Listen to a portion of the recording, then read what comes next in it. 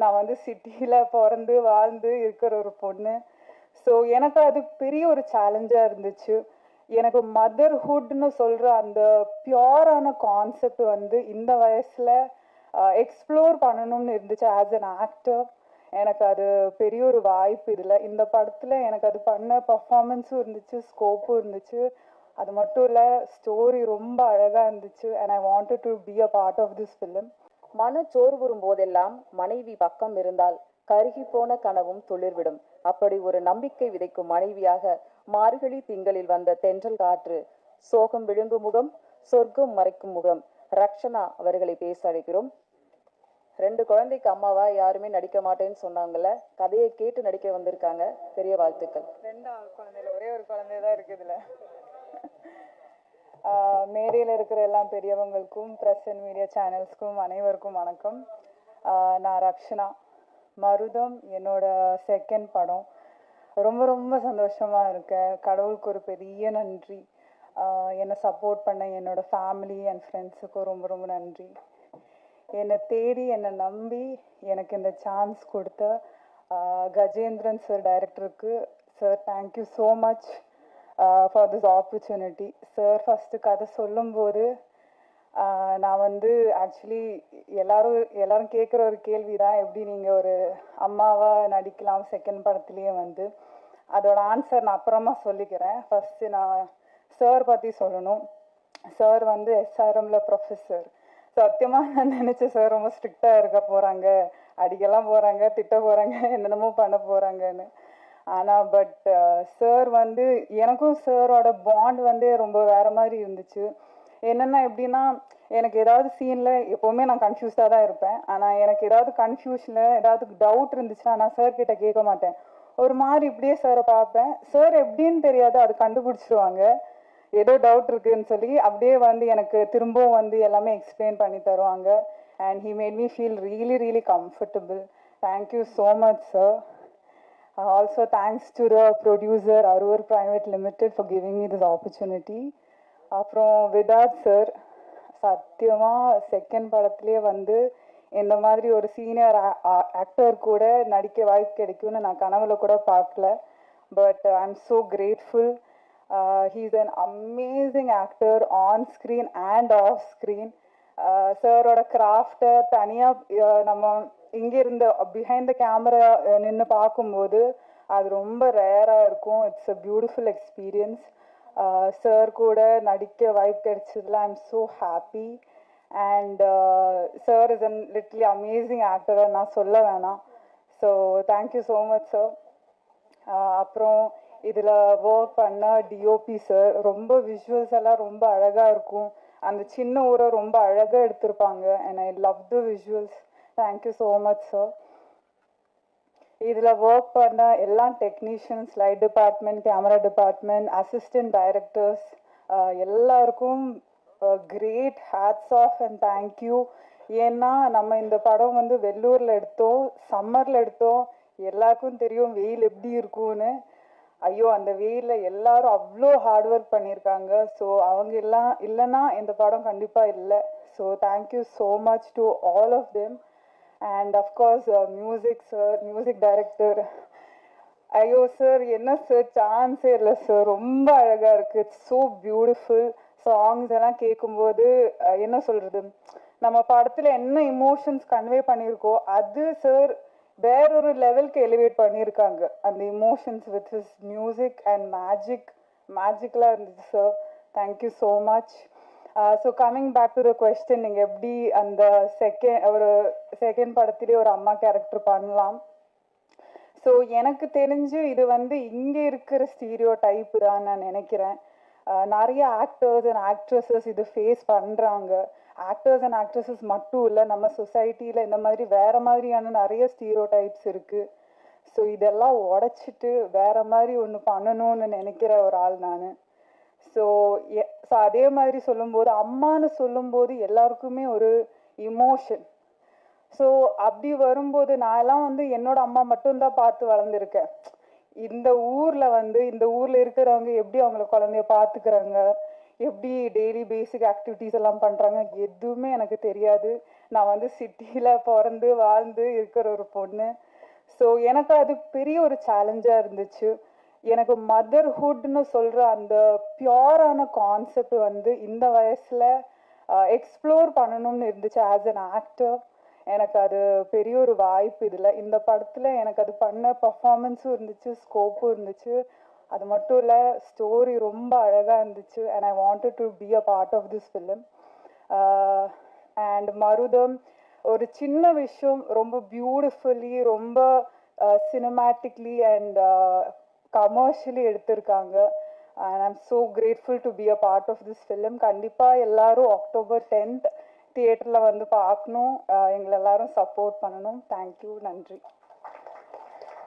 சவால்கள் பல கடந்தும் மனம் சளைக்காது சாதித்தவன், கலைக்காக ஏங்கி தவித்தவன், கிடைத்த வாய்ப்பில் எல்லாம் ஆழ் மனதிலிருந்து நடித்து சிறந்தவன். வருடங்கள் 15 அல்ல, தமிழ் சினிமா வரலாறு உள்ளவரை மைனா இருக்கும், பேசும். எளிய மனிதர்களின் கதையில் எப்போதும் இருக்கும். மருதம் மண் மணக்கும் கதையின் நாயகன் விதார்த் அவர்களை பேச அழைக்கிறோம்.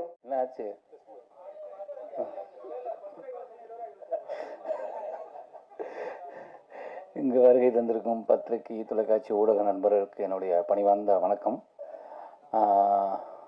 ஃபஸ்ட்டு நன்றி வந்து, இந்த படத்தில் நான் நடிக்கிறதுக்கு முதல் காரணம் வந்து டைரக்டர் அன்பழகன். அவர் தான் வந்து கஜேந்திரனை இன்ட்ரடியூஸ் பண்ணார். இந்த மாதிரி என்னுடைய நண்பர் ஒரு நல்ல கதை வச்சுருக்காரு, நீங்கள் கேளுங்க அப்படின்னு. நான் கதை கேட்டேன். கதை கேட்டபோது நான் அவர்கிட்ட கேட்டேன், இது உங்கள் லைஃப்பில் நடந்ததா, இல்லை உங்களுக்கு தெரிஞ்ச யாருக்காவது நடந்ததா, இல்லை உங்கள் கற்பனை கதையான்னு. இல்லை, என் ஊரில் நடந்த கதை அப்படின்னாரு. என்னுடைய நண்பருக்கு நடந்ததுன்னு. அப்போ நான் லொக்கேஷன் பார்க்கும்போது அந்த நபரையும் சந்தித்தேன். இது ஒருத்தரை சார்ந்து இல்லை, மொத்தம் அங்கே ஒரு 3-4 பேரை சந்தித்தோம். 3-4 பேரை சந்தித்த போது அவங்க அதோடு வாழ்கிறது எனக்கு ரொம்ப ரொம்ப கஷ்டமாகவே இருந்தது. அப்போ இந்த படம் கண்டிப்பாக சொல்லணும் அப்படின்னா நாங்கள் படம் முடிச்சிட்டோம். இது வெறும் வடார்காடு மாவட்டத்தில் இருக்கிற ராணிப்பேட்டை பக்கத்தில் இருக்கிற ஒரு கிராமத்தில் மட்டும் நடக்கலை, இது ஆல் ஓவர் இந்தியாவில் நடக்குது. ஏன்னா நான் 2 நாளைக்கு முன்னாடி கூட நம்ம மீடியா நண்பர் தான் ஒருத்தர், அவர் வந்து ஃபோன் பண்ணார், இந்த ஏரியாவில் உங்களுக்கு யாரையாவது தெரியுமா அப்படின்னாரு. ஏன் என்ன விஷயம் அப்படின்ன போது, இந்த படத்தில் என்ன நடந்ததோ அதே சம்பவத்தை அவர் சொல்கிறார். அதுவும் ஒரு சீனாகவே இருந்தது. அந்த சீனை அவர் சொல்கிறார், எனக்கு ரொம்ப இந்த மாதிரி ஒரு பிரச்சனை அப்படின்னு. அப்போ நான் சொன்னேன், நீங்கள் போய் பாருங்கள், உண்மை இருக்கும் பட்சத்தில் நீங்கள் அங்கே இருக்கிற காவல் நிலையத்தில் போய் தகவல் சொன்னீங்கன்னா அது ஆக்ஷன் எடுப்பாங்க அப்படின்னு. அதுக்கப்புறம் என்ன ஆச்சுன்னு கூட கேட்கல. ஏன்னா இது வந்து லைஃப்பில் ஒன்று நீங்களே கொடுத்துருக்கீங்க, பேப்பரில் பார்த்து நான் கடந்து போயிருப்போம், இல்லைன்னா எங்கேயாவது விஷயம் கேள்விப்பட்டிருக்கோம், நமக்கு இல்லைன்னு சொல்லி நகண்டு போயிருப்போம். ஆனால் இது வெறும் படிக்காத பாமர மக்கள் மட்டும் இல்லை, படித்தவங்களும் இதில் பாதிக்கப்பட்டிருக்காங்கன்னு ஒரு விஷயம் இருக்குது. அதனால் இந்த படம் வந்து அவசியமாக சொல்ல வேண்டிய ஒரு கதையாக இருந்தது. அப்படி தான் இந்த படம் வந்தது. ரொம்ப ரொம்ப சந்தோஷம். இந்த படம் நடித்ததில் எனக்கு ரொம்ப சந்தோஷம். இந்த படத்தில் வந்து அருள்தாசன் தான், அவர் ஒரு நல்ல ஒரு ரோல் பண்ணியிருக்காங்க. அப்புறம் வந்து மாறன், முக்கியமாக சொல்ல வேண்டியது மாறன். அவர் அப்போ தான் ஜேபிபி படம் பார்த்துட்டு ரொம்ப எமோஷனல் ஆச்சு. நானும் மாறனும் ஒன்றா வந்து ஸ்டூடெண்ட் நம்பர் 1 படத்தில் வந்து ஃப்ரெண்டாக பண்ணியிருந்தோம். அதுக்கப்புறம் நான் அவர் ஃபோனில் 2-3 டைம் பேசியிருக்கேன். இந்த ஜேபேபி படம் பார்த்ததுக்கப்புறம் தான் எனக்கு ரொம்ப ஒரு மாதிரி ஆயிடுச்சு. அவர்கிட்ட பேசினேன். அப்போ நான் சொன்னேன், நம்ம 2 சேர்ந்து ஒரு கூட பயணிக்கிற மாதிரி ஒரு நல்ல கதை இருந்தால் நம்ம பண்ணலான்னு. அப்போ கேட்ட கதை இது. அப்போ இந்த கதையில் ஒரு சின்ன கதாபாத்திரம் மாறன் இருந்தால் நல்லாயிருக்கும் அப்படின்னா, அப்போ அவங்க வந்து அவர் சொன்னார், இல்லை பட்ஜெட்டு அப்படின்னா, நீங்கள் மாறன்ட்ட பேசுங்க, கதை பிடிச்சா எல்லா நடிகர்களும் வந்து பணத்தை அதுக்கு அடுத்த படமாக பார்ப்பாங்க, நீங்கள் சொல்லுங்கன்னு. மாறன் கதை கேட்டு பிடிச்சது, அவர் சம்பளத்துக்கும் அதே இதுக்கு ஒத்துக்கிட்டாரு.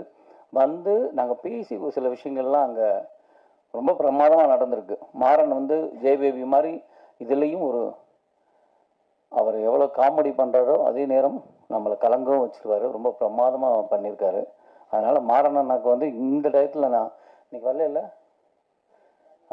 அவருக்கு நன்றியை தெரிவிச்சுக்கிறேன். ஏன்னா நான் சொன்னவொன்னே வந்தாருங்கிறது ரொம்ப சந்தோஷம். அப்படி ஏன்னா அந்த படத்துக்கு ரொம்ப தேவை, அது ஒரு முக்கியமானது. அப்புறம் ரக்ஷனா வந்து ஆக்சுவலாக இதுக்கு இந்த கதை கேட்டாச்சு, ஒரு குழந்தைக்கு அம்மா, அப்போ ஹீரோயின் யாராவது சொல்லுங்கள் உங்களுக்கு சைடில் அப்படின்னு. எனக்கு தெரியல, நீங்கள் பாருங்கள் யாரும். நாங்கள் வேற எல்லாம் பேசிகிட்டு இருந்தோம். திடீர்னு இவர் வந்து சொல்கிறாரு, இந்த பொண்ணு எப்படி இருக்கும் அப்படின்னு. ஏங்க அது ஸ்கூல் படங்க, அது சின்ன பொண்ணு, அது எப்படிங்க அப்படின்னு. இல்லை நீங்கள் நேராக பார்த்தீங்கன்னா தெரியும், நீங்கள் நேராக பார்த்தீங்க. இல்லை எனக்கு தோணுது அப்படின்னாரு. அப்போ லொக்கேஷன் அவங்க ஒத்துக்கிட்டாங்களா அப்படின்னு. இல்லை சொல்லியிருக்கேன் அப்படின்னாரு. எனக்கு ரொம்ப ஆச்சரியம், ஏன்னா அவங்க ரொம்ப சின்ன பொண்ணு. அவங்க வந்து இந்த பையனுக்கு அம்மாவை ஒத்துக்கிட்டதே பெரிய விஷயம். ஆனால் அவங்க ரொம்ப கிளவர். எப்படின்னா அந்த கேள்வி யாரும் கேட்கவே மாட்டாங்கன்னா அவங்களே அந்த கேள்வியை கேட்டு பதில் சொல்லிடுறாங்க.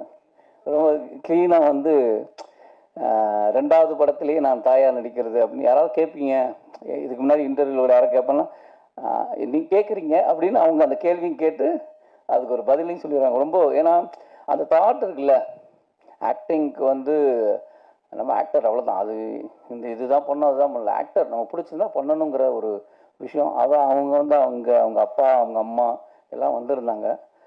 ஒரு நல்ல ஒரு ஃபேமிலியோட பழகின மாதிரி தான் எனக்கு இருந்தது. ரொம்ப நன்றி இந்த படத்துக்கு நீங்கள் வந்து நடித்ததுக்கு, ரொம்ப சந்தோஷம். கண்டிப்பாக இந்த படம் வந்ததுக்கப்புறம் எழுதுவாங்க, உங்களை பற்றி எல்லாருமே பேசுவாங்க. ரொம்ப அற்புதமாக பண்ணியிருக்காங்க. அப்புறம் ரொம்ப எங்களையெல்லாம் விட அந்த பையனை சொல்லணும், அது இயக்குனருடைய பையன். ஆக்சுவலி வந்து எல்லாம் குழந்தை நட்சத்திரத்தை கூட்டு வந்து நடிக்க வச்சோம்னா அது என்ன இருந்தாலும் அதில் ஒரு ஒரு ஒரு கட்டமைப்பு இருக்கும், ஒரு கிளாரிட்டி இருக்கும். இப்படி பேசுங்கிறது ஒன்று தெரியும். இவன் பார்த்தீங்களா, அவன் பாட்டு எதாவது சட்டையை கிழிச்சிட்டு இப்படி தான் பார்ப்பான், ஏதாவது சும்மா இருறான்னா கூட கேட்கவே மாட்டான். ஆனால் இப்போ படமாக பார்க்கும்போது தெரியுது, எங்களை விட சிறந்த ஆக்டிங் அவன் தான் பண்ணியிருக்கான், ரொம்ப இயல்பாக பண்ணியிருக்கான். அதை வந்து உனக்கு தான் அவ்வளோ பிரமாதமாக பண்ணியிருக்கான். அது ஆக்சுவலாக அந்த டயத்தில் கூட என்னடா நைட்டுலாம் ஷூட் நடக்கும், சொன்னதை கேட்க மாட்டானுன்னு கூட நமக்கு தோணும். டைரக்டர் இல்லை சார், அவர் வந்து அவர் குழந்தைய விட்டால் படமே வேணான்னு கூட போயிடுவார், அவ்வளோ பாசம் குழந்தை மேலே. சரி எடுக்கிறாருனா எடுத்து அதை நம்ம பார்த்தோம்னா ரொம்ப பிரமாதமாக பண்ணியிருக்கான். அப்புறம் இயக்குனர் சரவண சுப்பையா சார், அவங்க வந்து அந்த கதையுடைய அது பீக் டயத்தில் ஒரு இடம் ஒரு விஷயம் இருக்கும், அதை வந்து ரொம்ப பிரமாதமாக சார் வந்து பண்ணியிருக்காங்க. எனக்கு சாரை வந்து நான் ஆக்டர் சின்ன கேரக்டர் பண்ணுறதுலேருந்தே எனக்கு தெரியும். திருவண்ணாமலை படத்தில் தான் ஃபஸ்ட்டு சந்தித்தோம். அன்னைக்கு நான் எப்படி பார்த்தேனோ அதே எங்காவே இருக்கார், அப்படியே இருக்கார். கிட்டத்தட்ட 20 வருஷம் ஆயிடுச்சுன்னு நினைக்கிறேன். அவங்க சாருக்கும் ரொம்ப நன்றி, இப்படி ஒரு படத்தில் வந்து சப்போர்ட் பண்ணதுக்கு. அப்புறம் இந்த படத்துடைய ஒளிப்பதிவாளர் அருள் வல்ல இல்லையா, அவர் ரொம்ப ஏன்னா இந்த ஊரில் வந்து அவரை தான் முதல்ல சொல்லணும். ஏன்னா நாங்கள் ஷூட் பண்ணது வந்து ஏப்ரல் மேல, வெள்ளூரில் வெயில் கேட்கவே வேணாம், வறுத்து உட்கார வச்சிருக்கு. அந்த இடத்துல அவர் கேமராவை எடுத்துட்டு, நாங்களாம் கூட ஷார்ட் முடிஞ்சோடனே ஒதுங்க இடம் இருக்காது, இல்லைனாலும் ஒரு மைண்ட்லேயே ரிலாக்ஸுங்கிற ஒரு இடத்துல இருப்போம். ஆனால் அடுத்த ஷாட்டுக்கு போயிடுவாங்க. அந்த வெயிலில் வந்து அப்படி எடுத்தது வந்து ஒளிப்பதிவாக ரொம்ப அழகாக பண்ணியிருக்காரு. அதனால் அந்த டீமுக்கே என்னுடைய வாழ்த்துக்களை தெரிவிச்சுக்கிறேன். அப்புறம் எடிட்டர், அவரும் வந்து எடிட்டர் ரூமில் தான் இருக்கணும், இல்லை ஸ்பாட் எடிட்டிங் இருக்கணும். ஸ்பாட் எடிட்டர் இல்லை, ரூமில் தான் எடிட்டிங். ஆனாலும் அவர் வந்து டெய்லி ஷூட்டில் வந்து உட்காந்துருவார். ஷார்ட் அப்படி கேமரா பக்கத்தில் நின்று என்ன தேவை இருக்குது எல்லாத்தையும் வந்து டிஸ்கஸ் பண்ணுவார். அதனால் ஈஸியாக முடிஞ்சு படம் முடிஞ்சு ஆக்சுவலாக ஷூட் முடிஞ்சு கிளம்பும்போது காப்பி ரெடி, எடிட்டிங் முடிச்சிட்டாரு. அவ்வளோ ஸ்பீடாக ரொம்ப அழகாக பண்ணார். எடிட்டருக்கு நான் நன்றியை தெரிவிச்சுக்கிறேன். அப்புறம் ஆர்ட் டைரக்டர் வந்து இதில் செட்டு இல்லைன்னாரு, செட்டு மட்டும் போகிறது இல்லை ஆர்ட் டைரக்டர். அந்த அடிச்சிட்டாங்களா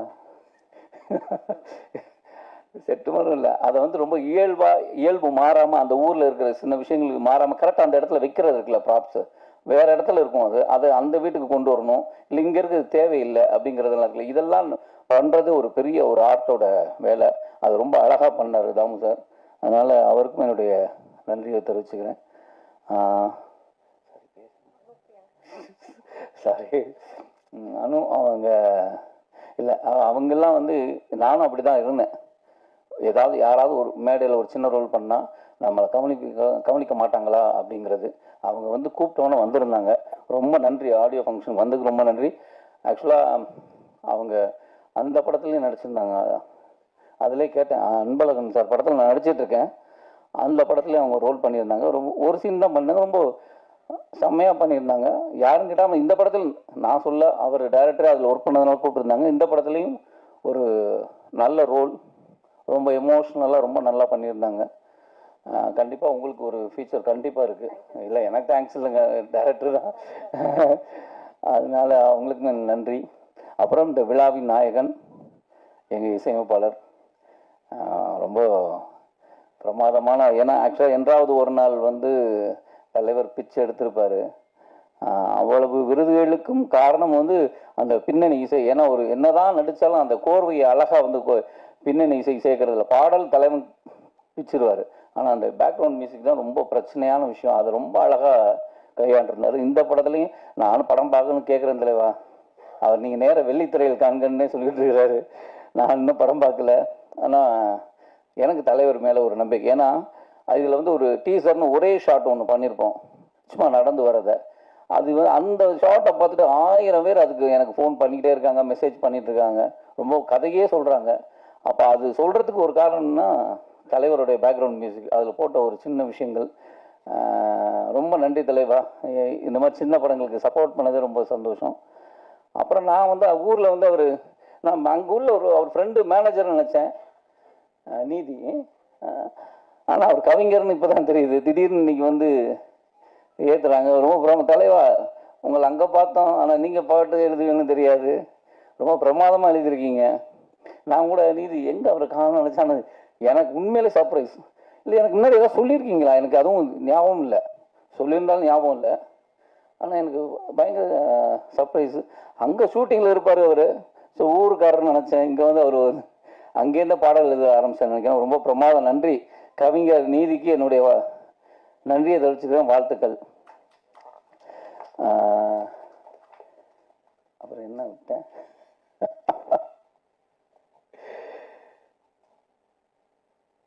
அதுதான் தலைவர் தான் விட்டார். எங்க உங்களை விட்டுட்டேங்க. அவர் பக்கத்தில் சொல்கிறார், அதான் அவர் வந்து ஊமையாக சொல்கிறார், இந்த இவரை விட்டேன், டைரக்டர்ப்பா டைரக்டர் என்ன சொல்லு அப்படின்னு. ஏன்னா ரொம்ப அற்புதமான ஒரு கதை. அதை வந்து என்னென்னா ஆக்சுவலி எனக்கு சில பண்ணும்போது எனக்கு நான் எந்த வசதியும் அந்த படத்தில் வந்து கேட்கலை, அவங்களும் இல்லைன்னு சொல்லலை, ஆனால் நடந்துருச்சு. நான் வந்து இதெல்லாம் வசதியாக இருக்கணும். ஏன்னா மாறன் வந்த அன்னைக்கு ஒன்று சொன்னார், நீலாம் பழைய பிசியா அப்படின்னாரு. என்னங்க சொல்கிறேன், சினிமா எப்படி மாறிடுச்சு, இன்னும் 35 வருஷத்துக்கு பின்னாடி இருக்கீங்க என்ன அப்படின்னா, ஒரு ஷூட்டிங் சொல்லிட்டு 4 பேர் இருப்போம், அங்கே வச்சு போயிட்டுருக்கோம், எந்த வசதியுமே கிடையாது. நான் சொன்னேன், இந்த ஊரில் என்ன வசதிங்க கொண்டு வர முடியும் பாருங்கள். எனக்கு இல்லை இன்னைக்கு லொக்கேஷனே மாற்றிருக்கலாம், ஏன் கதை இந்த ஊரில் நடக்குது அதான் இருக்கணும். ஐயோ நாங்கள் எங்களுக்கு ஷார்ட் முடிஞ்சால் ஒரு கயிற்று கட்டில் போட்டு உட்காரணும். அது இப்போல்லாம் அப்படி இல்லை.